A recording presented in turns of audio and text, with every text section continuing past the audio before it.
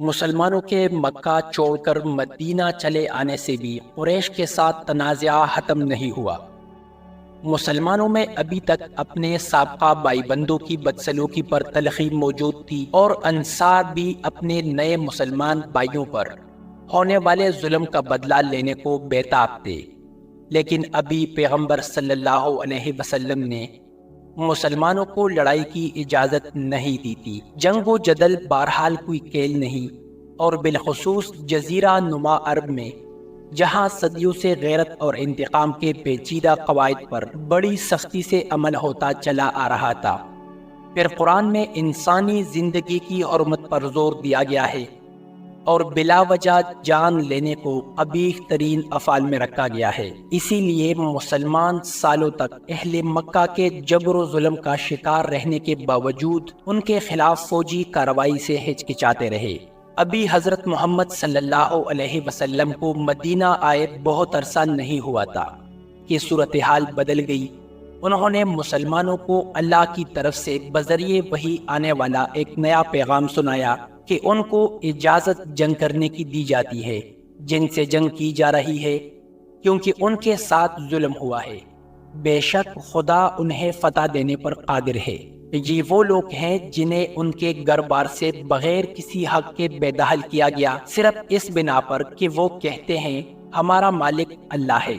ان آیات سے حضرت محمد صلی اللہ علیہ وسلم کو ماننے والوں پر واضح ہو گیا کہ جنگ کی نہ صرف اجازت ہے، بلکہ جب مسلمانوں کو دبایا جائے تو یہ فریضہ بن جاتی ہے۔ ان آیات سے دنیا میں اسلام کے کردار کا ایک اور پہلو بھی اشکار ہوتا ہے، وہ یہ کہ اسلام محض اندھے کے حقائق کے متعلق چند اعتقادات کا مجموعہ نہیں ہے، بلکہ ایک مکمل طرز حیات ہے جس نے عبادات سے لے کر خارجہ تعلقات اور الہیات تک کا احاطہ کر رکھا ہے۔ قرآن میں بیان ہونے والے دیگر احکامات کی طرح مسلمان اس نئے حکم کو بجا لانے اور اپنی حیثیت ثابت کرنے کے لیے بہت بےتاب تھے۔ یہ موقع 624 عیسوی میں آیا جب مسلم برادری نے 300 آدمیوں پر مشتمل ایک فوج ترتیب دی اور اسے مدینے کے پاس گزرتے قریش کے ایک قافلے کا راستہ روکنے کے لیے بھیج دیا۔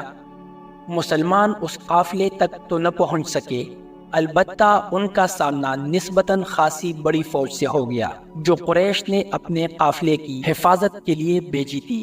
جنگ بدر مدینہ سے جنوب مغرب کی طرف 100 کلومیٹر کے فاصلے پر ہوئی۔ پہلی بار مسلمانوں کو اپنے اوپر ظلم کرنے والوں سے مسلح ہو کر دو بدو ہونے کا موقع ملا تھا۔ تعداد میں کم ہونے کے باوجود مسلمانوں نے حضرت محمد صلی اللہ علیہ وسلم کے چچا حضرت حمزہ کی قیادت میں لڑتے ہوئے مکہ والوں کے پاؤں اکاڑ دیے اور ان میں سے کئی قیدی بنا لیے۔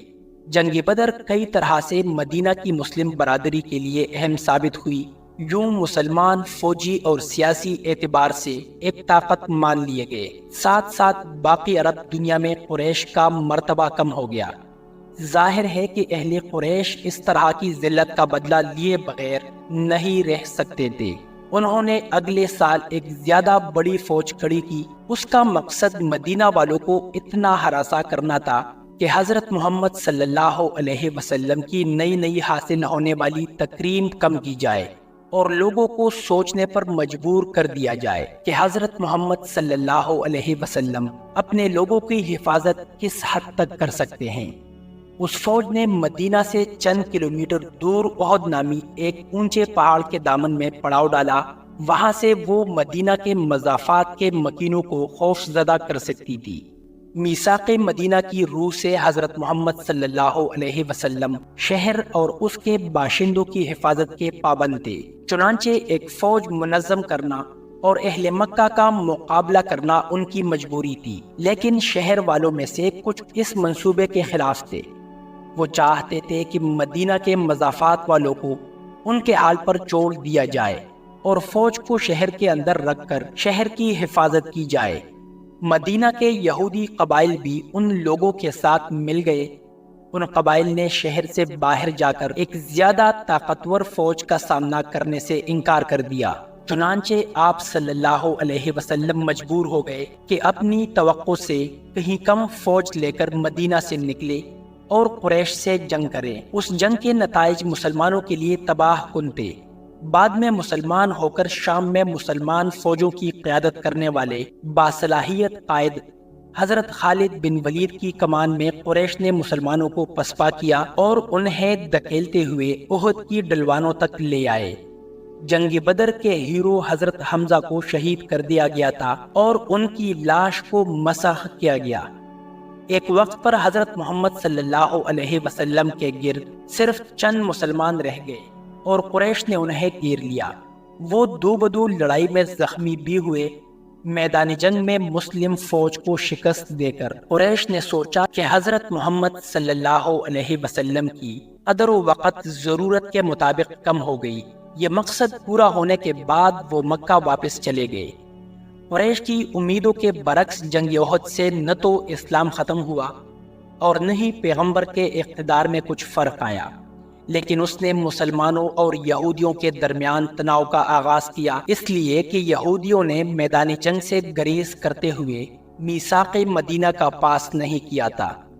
واضح ہو چکا تھا کہ مسلمانوں اور اہل قریش میں سے کوئی بھی دوسرے کو میدان جنگ میں حتمی اور فیصلہ کن شکست نہیں دے سکتا۔ چنانچہ ایک بار پھر دونوں نے خطے میں آباد بہت سے قبائل کو اپنے اپنے ساتھ ملانا چاہا تاکہ ایک کا پلڑا دوسرے کے مقابلے میں باری ہو جائے۔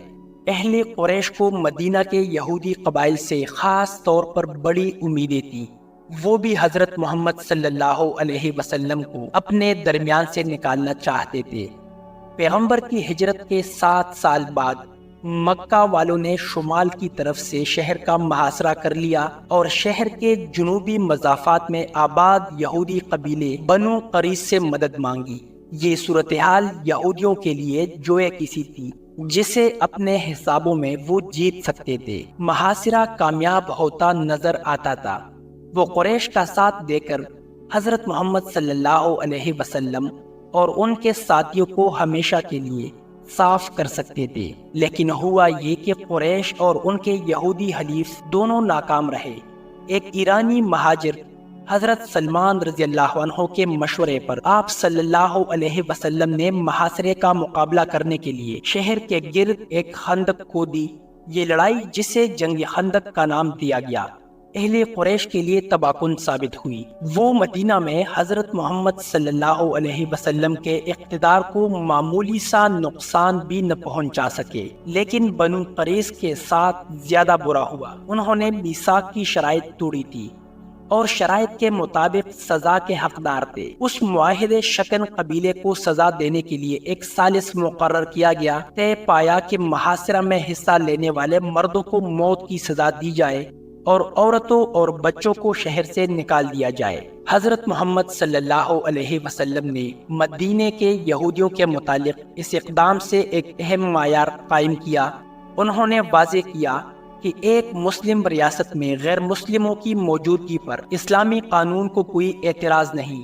سالوں سے مدینہ کے یہودیوں کو برداشت کیا جا رہا تھا، لیکن جب وہ معاہدے کی شرائط کے مطابق زندگی گزارنے میں ناکام رہے اور اسلامی ریاست کے لیے خطرہ بن گئے تو انہیں سزا سنانا ضروری ہو گیا۔ ہر دیگر عمل کی طرح حضرت محمد صلی اللہ علیہ وسلم نے بنو قریظ کے ساتھ معاملہ کرتے ہوئے بھی آنے والے سینکڑوں سالوں کے لیے طے کر دیا کہ غیر مسلموں کے ساتھ مسلمانوں کے تعلقات کس طرح کے